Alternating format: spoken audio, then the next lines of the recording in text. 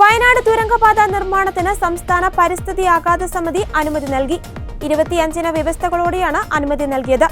ഉരുൾപൊട്ടൽ സാധ്യത കണക്കിലെടുത്ത് പ്രദേശത്തെ തുരങ്കപാത നിർമ്മാണം അതീവ ശ്രദ്ധയോടെ വേണമെന്ന് സമിതി നിർദ്ദേശിച്ചു. പാറ തുറക്കുന്നതിന് ഏറ്റവും മികച്ച സാങ്കേതിക വിദ്യകൾ ഉപയോഗിക്കണം. പരിസ്ഥിതി നാശം ഒഴിവാക്കണം.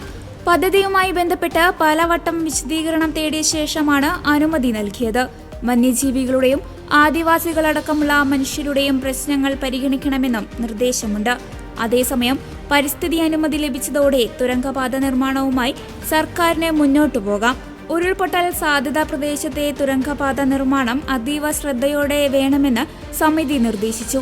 പദ്ധതിയുമായി ബന്ധപ്പെട്ട് പലവട്ടം വിശദീകരണം തേടിയ ശേഷമാണ് അനുമതി നൽകിയത്.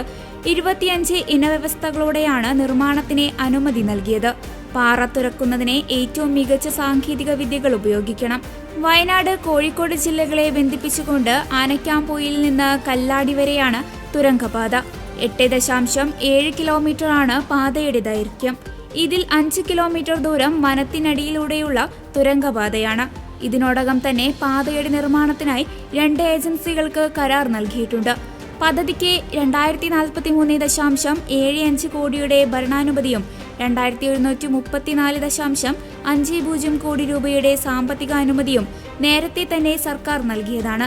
കൊങ്കൺ റെയിൽവേ കോർപ്പറേഷനാണ് പദ്ധതി നടപ്പാക്കുന്നത്. പദ്ധതിക്കായി 17.263 ഹെക്ടർ വനഭൂമി ഏറ്റെടുക്കാൻ വനം വകുപ്പിന്റെ സ്റ്റേജ് 1 ക്ലിയറൻസ് ലഭിച്ചു.